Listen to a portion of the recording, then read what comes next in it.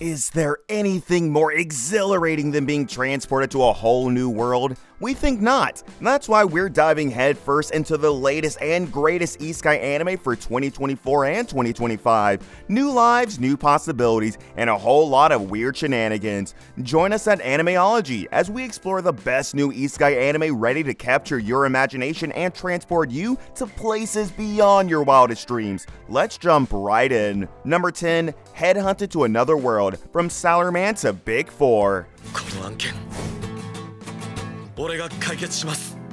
Denosuke, a man so ordinary he's practically a ghost in the office, gets the shock of his life when he's summoned to a world of swords and sorcery. Turns out, the Demon King, a surprisingly well-dressed fellow with a penchant for paperwork, needs a new accountant, or rather, a heavenly king. Armed with nothing but a stapler and an uncanny ability to decipher incomprehensible spreadsheets, Denosuke is thrust into a world of dragons, magic, and suspiciously low morale among the demon army. He's in this chaotic realm with a mix of bewilderment and surprising competence, turning budget cuts into battle strategies and using PowerPoint presentations to inspire troops.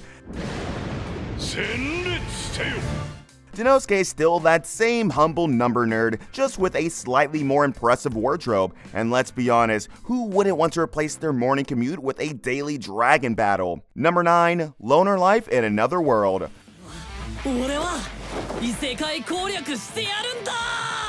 So, it's pretty much as it sounds. You're Haruka, the quintessential definition of average Joe, finding yourself in a new world with magic and monsters. While your classmates get bestowed with flashy abilities like fire magic and sword mastery, your luck takes a decidedly different turn. Equipped with the mind-blowing talents of general health and the coveted villager A equipment, you're essentially the human equivalent of a well-rested, slightly better-dressed peasant.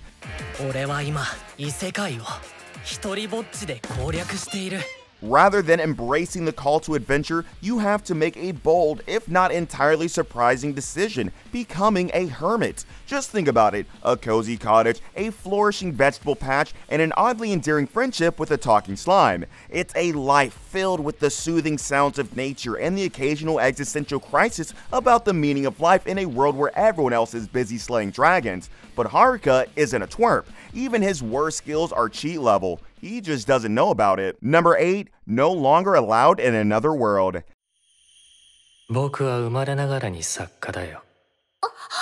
Meet Osamu, a man who's about as enthusiastic about life as a snail on a frozen pond. When he finds himself inexplicably summoned to a world teeming with magic and adventure, his response is about as exciting as watching paint dry. While literally anyone else is busy reveling in their newfound superpowers and quest for world domination, Osamu just wants a quiet corner to contemplate the futility of existence. Armed with the extraordinary talent of being exceptionally average and a wardrobe that screams funeral attendee, Osamu is the epitome of a reluctant hero. Despite his best efforts to blend into the scenery, or rather, the afterlife, fate has other plans. He's dragged into one misadventure after another, forced to fight monsters, lead armies, and even flirt with princesses. Through it all, Osamu maintains a perpetual state of existential dread. His witty banter consists mostly of sarcastic one-liners and philosophical musings on the nature of suffering. Yet, somehow, he manages to win hearts and save the day, all while looking like he'd rather be vacuuming. Number 7, Suicide Squad Isekai.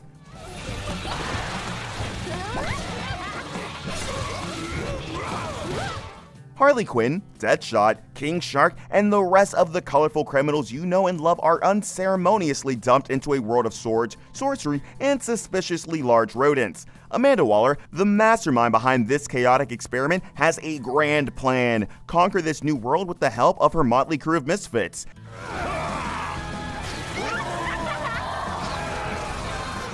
However, this motley crew's approach to heroism is as unconventional as expected, resulting in comical situations and absurd mishaps. In the middle of all this messing around, the squad inadvertently becomes the realm's unexpected saviors, all while trying to keep their heads and necks intact. Number 6, I'll become a villainess who goes down in history.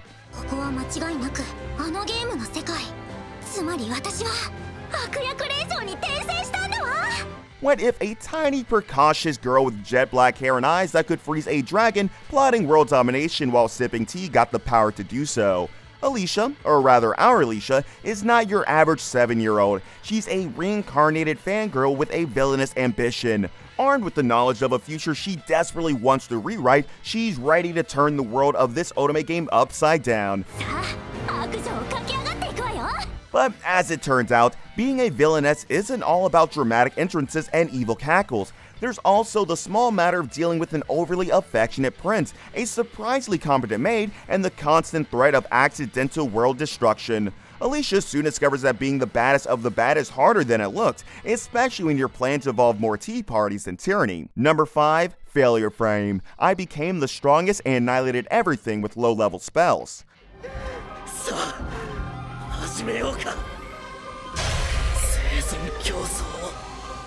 There are some moments when you're at the top of the game, but there are also moments when you just want to dig up a hole and fade away into nothingness. Not for Mimori Toka.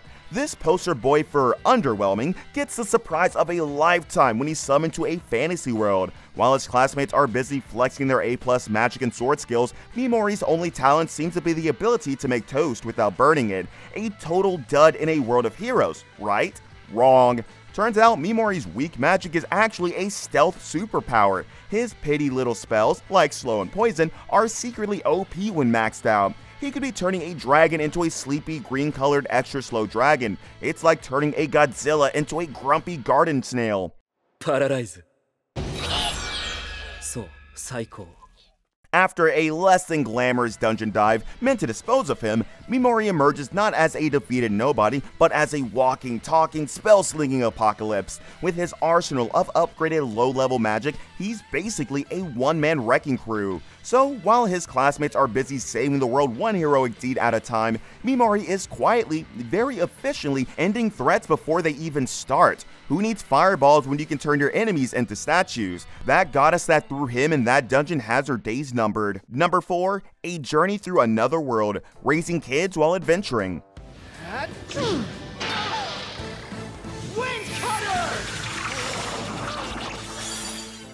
You know something went terribly wrong when the god of your world is apologizing profusely to you. What happened? You, as Takumi Kayano, got accidentally offed by a particularly clumsy deity. To make up for their cosmic blunder, the god offers Takumi a do-over in a fantasy world, but instead of dropping him into a bustling metropolis or a serene countryside, our hapless hero lands smack dab in the middle of a monster-infested forest. Wind arrow!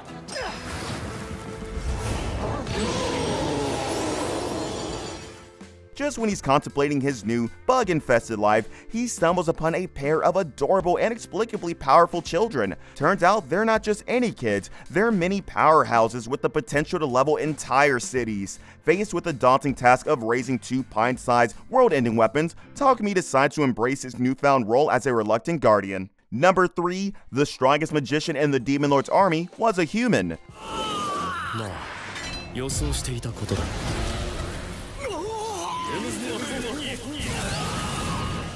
Ike, the name echoes through the demon realm like a thunderclap, a fearsome, horn-headed, claw-wielding demon. He's the stuff of nightmares for humanity. Or so they think. Little do they know, Ike is actually a regular dude named, let's say, Kevin, who got really lost on a camping trip and ended up in a portal to Demonland. Now, Kevin or Ike is in a pickle. He can't exactly explain to his new demonic buddies that he's actually from a world where magic is a poorly written fantasy trope and the biggest threat is office paperwork. So, he does what any sensible person would do. He fakes it till he makes it.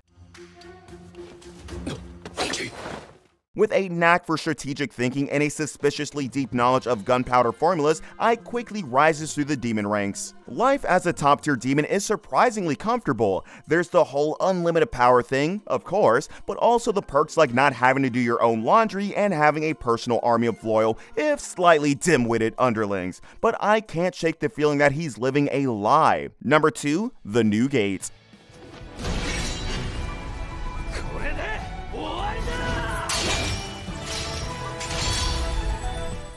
The undisputed king of virtual SmackDown is a dude named Shin. After single-handedly turning a deadly online game into a glorified picnic, he expected a relaxing vacation, maybe a massage, or at the very least a lifetime supply of energy drinks. Instead, he gets a one-way ticket to 500 years in the future of the same game world.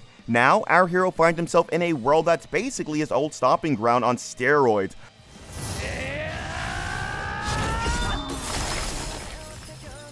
Goblins are sporting jetpacks, slimes have mastered the art of financial planning, and the local wildlife is having a serious identity crisis. But fear not, for Shin is not your average old-timer. Armed with knowledge of the game's mechanics and levels that would make a seasoned player weep with envy, he's essentially a walking, talking cheat code. Number 1. Magic Maker. How to create magic in another world.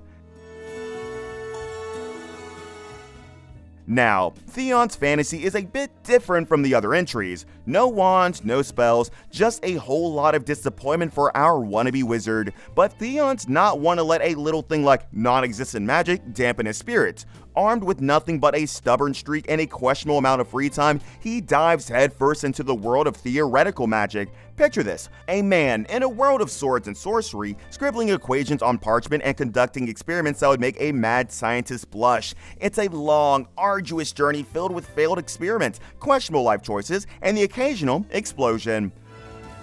転生した異世界で But through it all, Theon's determination shines brighter than a supernova. Eventually, his mad scientist's antics lead through a breakthrough. Not only does he create magic, but he also ends up being the only person who can use it. Talk about job security.